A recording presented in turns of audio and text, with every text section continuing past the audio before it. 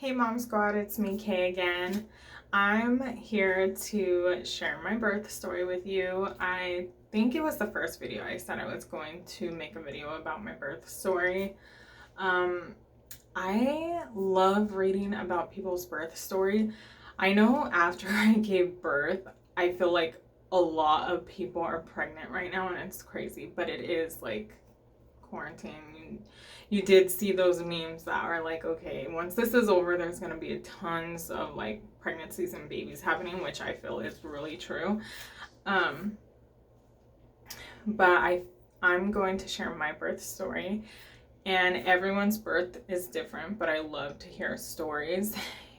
Even when I was pregnant and going to be giving birth soon, I loved hearing people's stories because I don't know, I feel like I wanted to prepare myself, but then in my mind, I made sure, like, okay, just go in there to get the job done and don't think about other people's experiences, and go in there and focus on yours with an open mind. So, a lot of people have birth plans and are really strict on how they want to give birth. And I made it really important to me that I went in there with an open mind, that, I really want to give birth naturally, like vaginally, but, C-sections happen all the time, every day, and that is also very normal. So I just wanted to keep an open mind about everything, the whole birth story, because everyone says that birth does not go as planned, which is completely true. At least for my experience. I don't know about other people's experience. Maybe they had something different and it went completely as planned. But as far as my experience, it was crazy, but I wouldn't have chose it any other way, because it helps me for any future deliveries that we plan on doing, if we plan on doing something. But yeah, so with that being said, I was in active labor for I think like 3 days or 3.5 days at home. And before that, I always also had in my mind that I want to try to labor at home as much as possible, do the contractions at home as much as possible. Now, I live in an apartment really close to people. We're all like close together, and I think I scared two of my old neighbors because they're obviously not living next to me anymore. But I know people heard me like crying and screaming, and it was crazy. But yeah, so that's exactly what happened though. I labored at home. I think so. Were my symptoms of how I felt like labor was starting. I think for like 2 weeks. Oh, side note, I delivered 2 weeks early. First baby delivered 2 weeks early, which is normal. I think anything over 38 weeks or 37 weeks is perfectly fine. I think baby's full grown by like 36 weeks. Don't quote me on that. Ask your doctor. But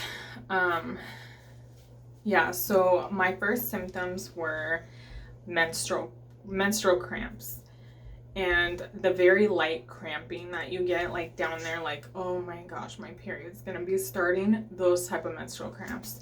So I had that for like a week and a half, maybe. No, I think it was about a week. And I even asked the doctor, like,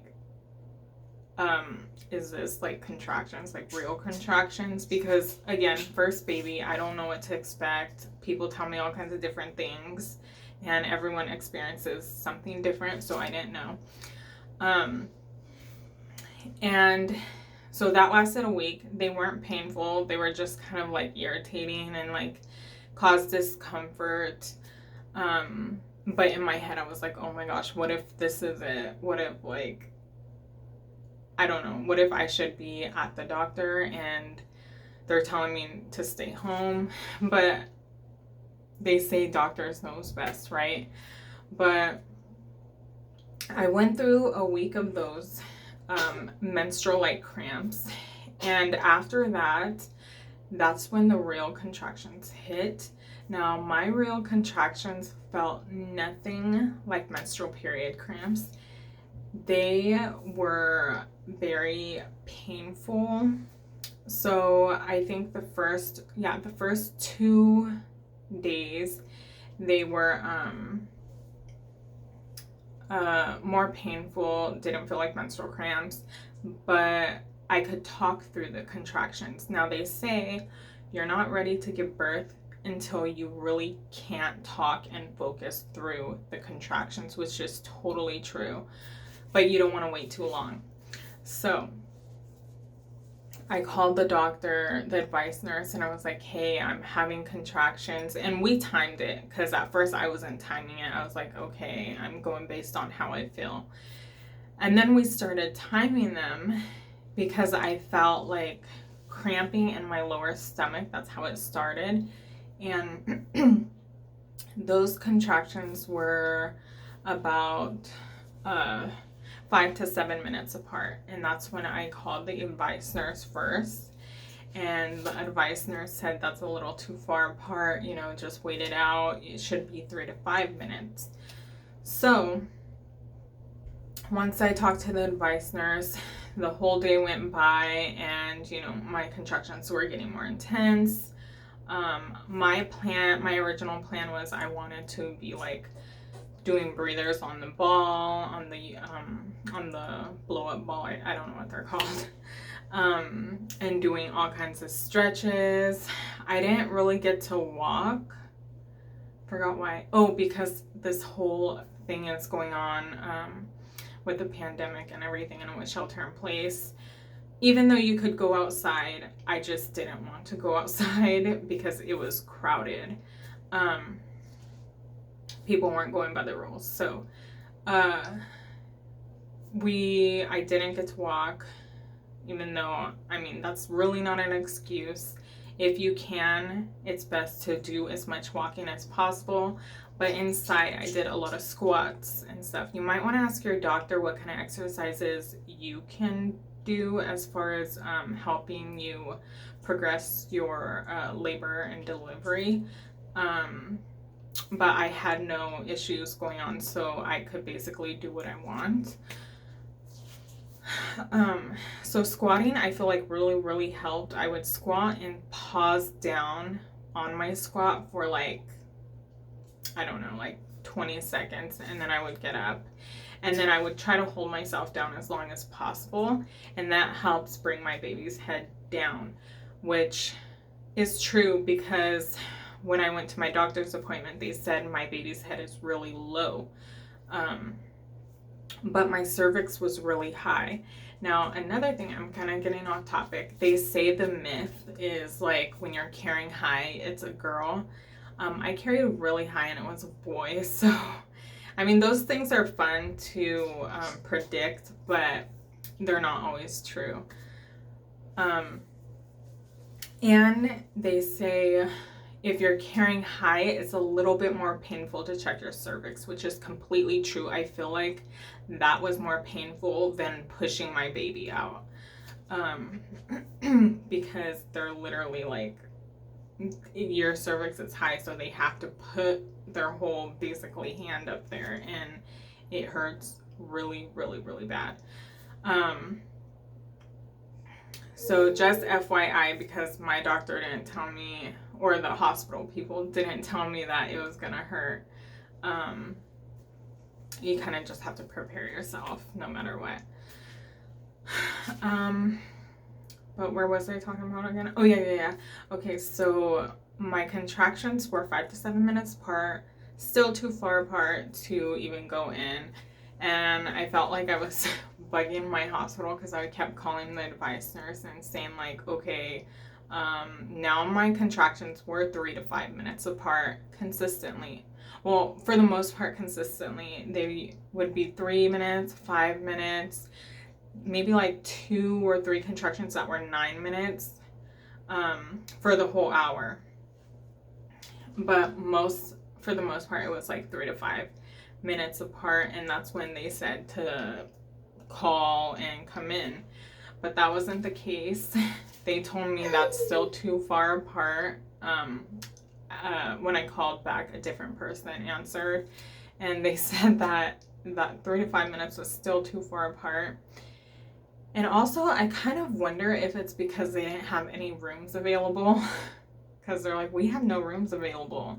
But I'm thinking like, well, make room then, because I can't hold my baby in. So I believe it was that night. I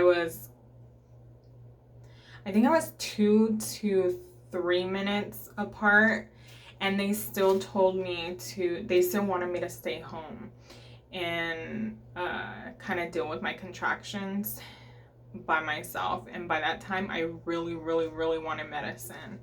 I would have my girlfriend massage me with a ball, and that helped a lot.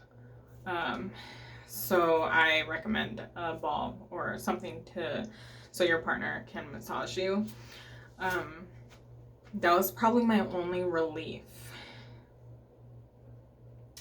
And I didn't even get to practice breathing. And the birth classes, I went to one class, and I signed up for all of like the breastfeeding class and the labor and delivery class, which is super important, but all those got canceled, and they were like virtual and phone meetings basically, which it wasn't too helpful in my opinion. So I was kind of like on my own about things. Actually, YouTube was very helpful because it would show you breathing techniques, exercises for your labor, to help you go in active labor and all of that stuff. So yeah, so it was like 2 to 3 minutes apart. They wanted me to stay home, and I'm like, no, I'm going in. So I think it was like at 10 o'clock at night, I told my girlfriend, I said, we need to go in because it doesn't matter if they send us home, like we need to go in to at least check to see how far I'm dilated. Because even though, like I said, I never gave birth, I don't know if, I'm not even dilated.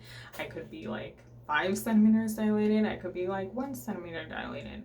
I don't know, because I don't know like the pain tolerance on what it feels like to give birth. So we went in, and they basically checked me. They took me in a little room, and they monitor your like blood pressure, monitor your contractions and everything. And we were there for probably like 2 hours, and they sent us home. They did give me a shot in the leg, which is super huge. And that was because I didn't sleep for days, and I said I need sleep, and they gave me that shot to help me sleep. So also to mention that whole experience, my doctor, there was one nice doctor or one nice nurse there. The rest were kind of like rude and pushy. Like I was really emotional. I didn't get to sleep for like days before because I was in pain. And it seemed like those doctors were like judging me and talking mess because I was crying from my pain and stuff. But I just wanted to get out of there. Actually, I had my bags packed. We had all of our bags in the car just in case we were gonna stay there, and I was hoping that I would stay there because I was in so much pain, but they sent us home. So that medicine, we got back from the hospital, I took my shower, and they said you will feel like drunk from the medicine, which I didn't really feel like drunk. I took my shower, I went to bed, and I was in so much pain. And they said that if you're this will help you with your contractions. You won't feel the regular contractions, but if you're in active labor, you will feel those contractions. And I got a little bit of sleep, a little bit of relief, but I was feeling my contractions. And I told my girlfriend, I was like, am I supposed to feel these contractions? Like, I don't know if these are the real ones because I'm feeling them, or if they're just the ones that I went into the hospital with. Because at the hospital, I was 3 centimeters after they checked me. And they sent me home.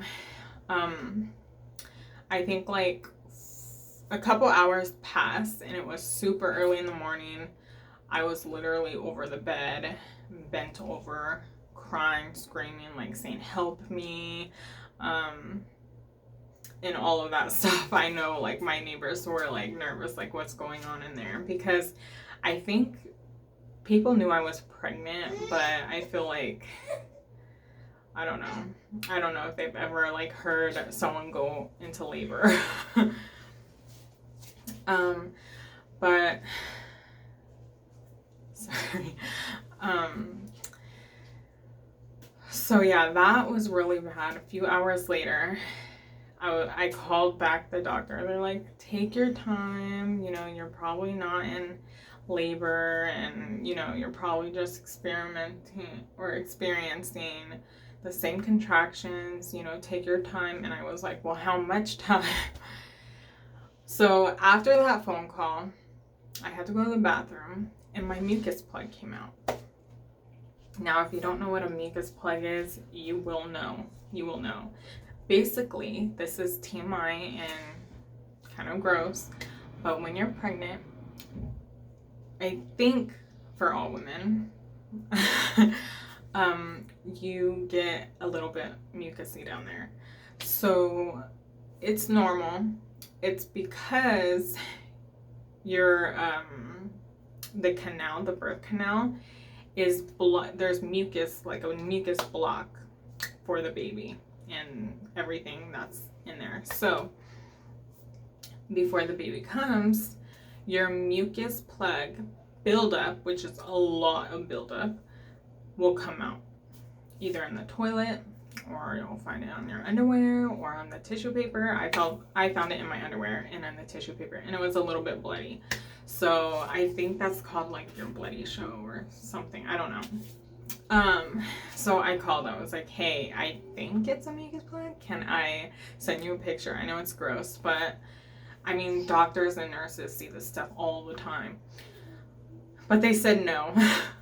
They said I couldn't send a picture, but they said, because I didn't know if my water broke or anything, because you also leak down there a little bit. And and yeah, so I was just kind of waiting for the pain. They said, well, just wait for more pain. But keep in mind, I've been in pain for days, and they didn't want to give me medicine. They didn't want to keep me at the doctor or nothing. And I've heard, after I gave birth, I've heard stories where women stay in the hospital at 3 centimeters, but because they didn't have a room, I went home. And yeah, so that morning, or it was like morning night, because yeah, I think it was like maybe 4 or 5 o'clock in the morning, and that's when I lost my mucus plug and all of that stuff. I was experiencing traumatic pain. Literally, it feels very, very, very traumatizing on your body. Your body's going in shock. I felt like I needed oxygen. My vision went blurry. I was just trying to like get through these contractions. So I was experiencing a lot of stuff. And I told my girlfriend, I said, I don't care what the doctors say, we're gonna go in, because it was very painful. And I call my family. I let them know, like, hey, do you think I should go in? Blah, blah, blah, blah, blah. And we made the decision of going in. By this time, it was early morning. And we made the decision. We made sure our bags were packed. You know, we did our... I was trying to... freshen up to go to the hospital. At this point, I couldn't even focus. I wanted to shower before because, I mean, people are going to be dealing with you down there. I did not want to go there like funky and stuff. Even though I showered daily, I wanted to shower before going to the hospital because it was a new day. But I couldn't do that. So, I was in so much pain. At this point, my girlfriend had to brush my hair. She had to, I don't even think I got to brush my teeth. She had to put my hair up in a bow. She had to put my clothes on for me. She had to put my shoes on for me. Everything. Not because I couldn't bend down, because I could bend down to the very last, well, for the most part. I could bend down and, like, you know, tie my shoes, all this stuff, pretty far, but it was just so painful on your body. Like I said, my vision went blurry. I felt like I was gonna faint. At this point, I was pushing at home. Now, when I push, it feels like you have to take like a number. But so at this point, the contractions felt like really like squeezing tight pain from your butt to your like lower stomach. And I know that's TMI, but that's how mine felt. And it hurt so bad. The doctor ended up telling me that the reason why you feel it in your butt is because that's the baby's head. So we left home. I was pushing in the car, and I was like pushing the whole time in the car, and I couldn't get out right away of the car because, you know, I'm having contractions constantly, like every 2 minutes. It was consistent every 2 minutes. And then I finally am able to get out of the car. My girlfriend got me a wheelchair. I didn't think I needed a wheelchair, but I guess I did. Once we got in the elevator, my water broke completely over the elevator. At this point, because I was pushing so much, I did not know if I went number 2. I know that's really common when you give birth. I thankfully didn't though. And I was like, I think I went number 2, but I didn't. We found out when I got to the labor and delivery section. They ran me down to the room to check, and my socks were soaked, my pants were soaked. It felt like a water balloon popped, literally down there between your legs. And yeah, so they laid me down. They put that strap to monitor contractions. I was probably in that room for 1 minute, and then they said, we need to get her out. She's having this baby now. So they ran me down to an open room, and it wasn't even a normal labor and delivery room. It was like, I think, a backup room for like emergency and stuff because I was so on call. My doctor that delivered my baby wasn't even a doctor. She was an on-call nurse along with all the other on-call nurses that helped me, which, keep in mind, my nurses, I loved them. Like, complete different experience from the night before. Everyone was nice, and basically I delivered my baby within 9 minutes from the hospital. So I felt like a champ. I did everything unmedicated, and I mean, first baby, unmedicated. I was pretty happy. The doctors were really happy. But like I said, well, once they checked me and they said, hey, she's 10 centimeters, her baby's coming out, you got to get her to the labor and into the birth room. I was like, I need my epidural, and they're like, sorry honey, it's too late, blah blah blah. And I was getting so like frustrated because I'm like, give me something. Like, this is my first baby, you think I'm gonna give birth without any medicine? So not even actually it wasn't even running through my mind, because by this point everything goes by so fast. When you're having a baby, you can't hold it in. Like, it's gonna come out regardless. And I pushed maybe like 4 times and he came out. So that is my labor and delivery story. Just go in with an open mind, you know. And breathe. Learning how to breathe is very important, and exercising before is really important. I did a lot of squats, that helped me. And yeah,